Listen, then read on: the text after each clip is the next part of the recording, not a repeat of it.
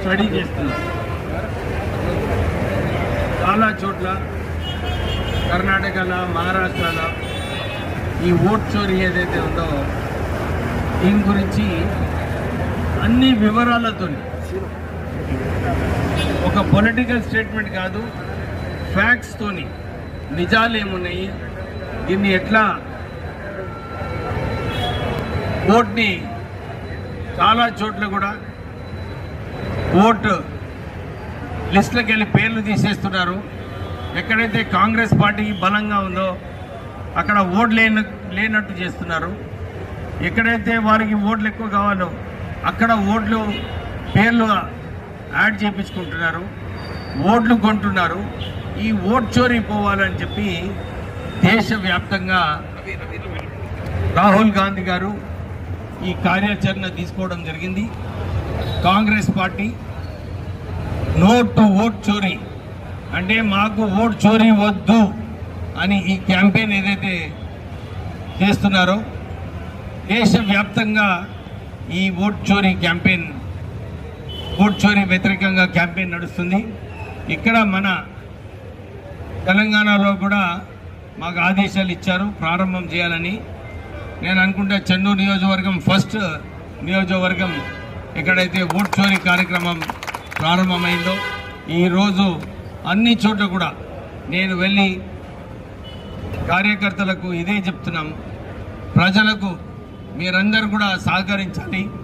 మీరు కూడా, ఎందుకంటే మన డెమోక్రసీలో అంబేద్కర్ గారు కాన్స్టిట్యూషన్ రాసినప్పుడు ఈ ఓటు హక్కు ఎవ్వరు కూడా తీయలేరు.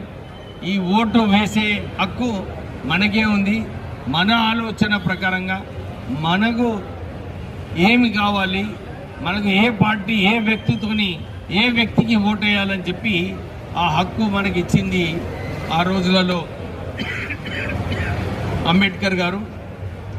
ఈ ఓటు హక్కుని సరిగా ఉపయోగించుకోవాలి. దీన్ని మనము ఏదైతే ప్రభుత్వాలు మంచిగా పనిచేస్తున్నాయా లేదా, ప్రభుత్వాలను పడగొట్టడానికి, ప్రభుత్వం గెలిపించుకోవడానికి ఈ హక్కు మనకు కాన్స్టిట్యూషనల్ హక్కు అన్నమాట.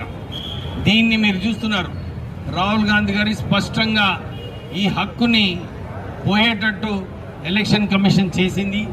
చాలా చోట్ల కూడా ఇదే చూపించినారు.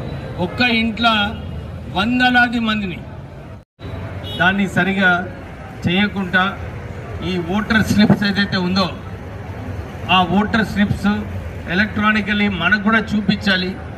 ఎందుకంటే అది చూపించినప్పుడే మనకు తెలుస్తుంది ఈ ఎలక్ట్రానిక్ ఓటింగ్ కరెక్ట్ అవుతుందా లేదా, మనం ఒక పార్టీకి ఒక వ్యక్తికి ఓటేసినప్పుడు అది సరిగా పడ్డదా లేదా అని చెప్పి తెలుసుకోవడానికి మనకు ఈ స్లిప్ కూడా రావాలని చెప్పి ఈ ఆదేశాల ప్రకారంగా ఈ ఓట్ చోరీ క్యాంపెయిన్లో మేము కాంగ్రెస్ పార్టీ తరఫున ఈ చెన్నూరు నియోజకవర్గంలో చేస్తున్నాము. అందరూ కూడా మన కార్యకర్తలకు ఏదైతే ఉత్సాహం ఉందో ఈ ఉత్సాహం మళ్ళీ ఒకసారి చూపించాలి. ఎందుకంటే ఈ ఓట్ చోరీ పోయినప్పుడే మన ప్రజలకు మనం న్యాయం చేసేలాగా ఉంటుంది. ఎందుకంటే ఫ్రీ అండ్ ఫెయిర్ ఎలక్షన్స్ మన ప్రపంచంలోనే భారతదేశంలో ఫ్రీ అండ్ ఫెయిర్ ఎలక్షన్స్ అని చెప్పి మనకు ఒక మంచి పేరు ఉండేది.